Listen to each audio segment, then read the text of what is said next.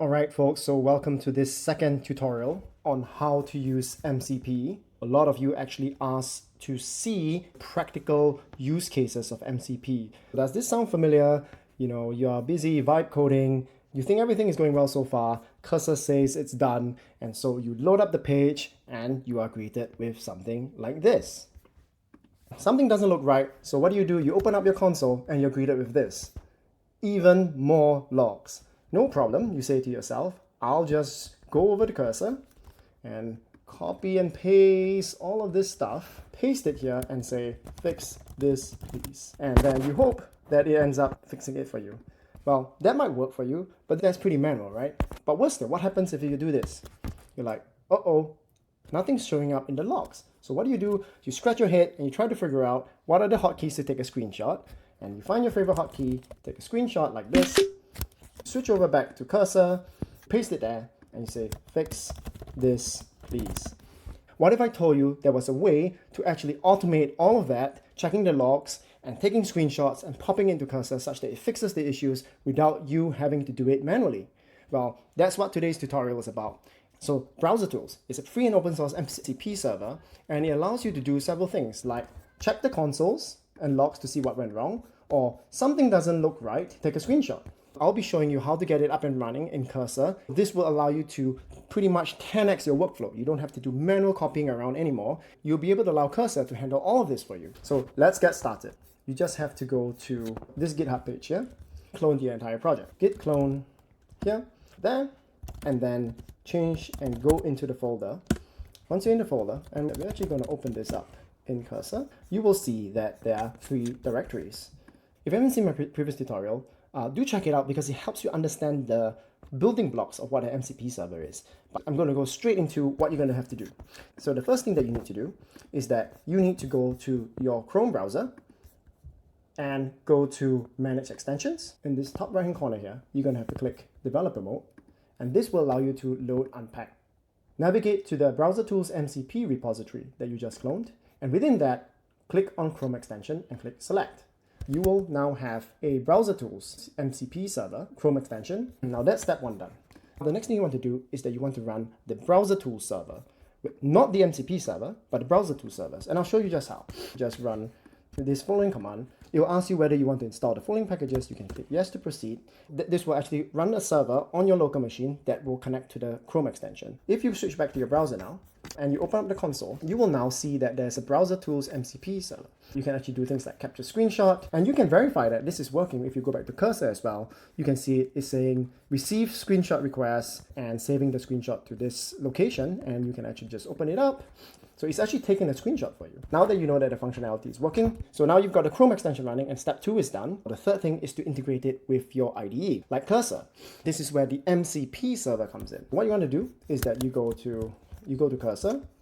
Within cursor, you do Command-Shift-P and go to cursor settings, scroll down to MCP, and then you do add a new MCP server. And the way you want to do it, you can call it anything you want. You call it Browser Tools MCP. Make sure that this is command. You want to use the following command, which is effectively just npx agent-ai Browser Tools MCP, and that's just the version. And if you add it in, just wait for a few seconds, and then you will see this turn green, and you will see that it has all of the following tools, including getting console logs, getting errors, and taking a screenshot. Now I'll show you how you can actually use cursor to be able to do this. Let's switch to the tutorial project. You can get a copy of this project if you go onto my GitHub. All of the source code is there, and you can replicate this as well. You can follow along with this code, but you don't have to. First thing I'm going to do is I'm opening up my console, and I'm going to do chaos log here. So it's just going to throw a bunch of error logs into the console. And what you can do within cursor now is that you can open up Composer. So Command I, close this on the side, and you can say gather error logs and fix them. You can see it's actually going to call the MCP tool get console errors. It will run it, and it's actually been able to get all the errors that are appearing on Chrome into cursor. And it's going to try to get some network error logs right now, which we don't really need. And now it's going to get the console logs, and it's getting the debug logs and the non-error logs as well. And now it's going to take a screenshot of the application for you. And it says screenshot has been successfully saved. Now it's going to look at all the errors and look at all the screenshots, and it's going to fix it for you all automatically without you having to do anything by yourself. You can see why an MCP server is so useful, because without it, you wouldn't have been able to ask the AI to do all this for you, because it would have no access to your browser and you have no access to your logs, and it won't have any access to take screenshots as well. So hopefully this has been a useful and a whirlwind tour of a practical use case of an MCP and why it can help 10x your workflow as a vibe coder.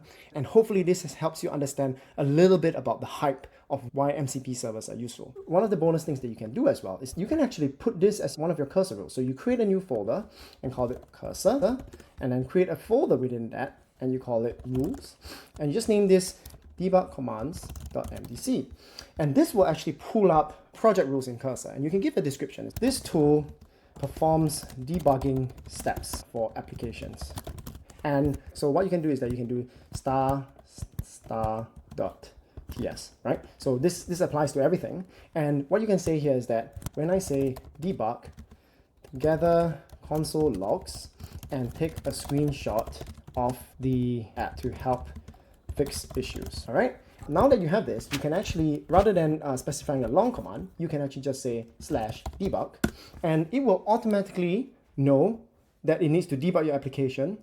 And now it knows that there's a custom command called debug commands, and now it will automatically also use the MCP's tool to take a screenshot. So it's taking a screenshot. Right? And then now it's getting the console logs. It's basically doing everything that we did just now, but with one single command. So this is today's bonus tip as well, to save you the trouble of having to prompt the LLM to do it. You can do the same thing in Windsurf using Windsurf rules. But Cursor's rule system is actually pretty powerful and allows you to automate this. Now, this is some extra material. If you're on Mac or Ubuntu, this is actually pretty smooth. But if you're on Windows, this becomes quite complicated.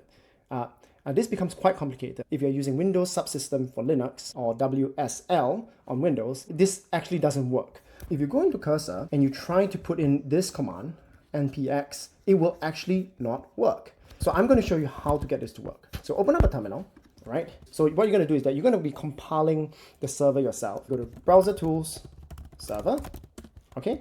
And then just do npm install, and then you do npm run build. You will see that there's a new dist folder, and you can do node dist / browser connector.js. And now this will be running, and so you don't need to use npx for this. That's the aggregator server.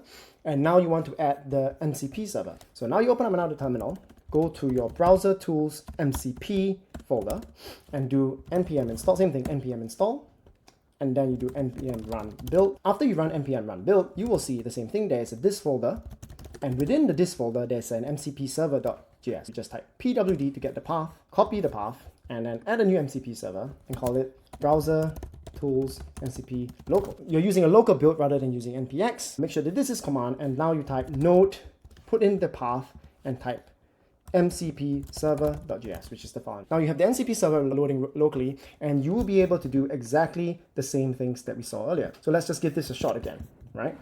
I'm just going to refresh this and take this off, and I'm just going to do a bunch of logs, and I'm going to do exactly what I did just now. But because we now have our command, I'm just going to say debug. And exactly as before, it's going to look in your commands and know that you have an MCP server, and then it's going to then use the MCP server, and it does exactly the same thing earlier, but you can avoid npx entirely. So this is actually the workflow you can do to run everything on your machine without using npx. And this will allow you to get it to work on Windows. It's exactly the same workflow, but you just use the paths in Windows. To get it to work with WSL, you have to do everything outside of Ubuntu, because the browser and Cursor and everything else has paths that are relative to your main Windows installation. As of this version, the Cursor team hasn't actually fixed this yet, as far as I know. Hopefully this has been a useful tutorial. If you enjoyed today's video, do give it a like. Subscribe to my channel for more tips on using AI tools, game development, and MCP servers. I'll be putting out a lot more content, so let me know if there's anything about MCP servers that still confuse you, and I'll try to create something that will solve that. All right, see you next time. Thanks very much.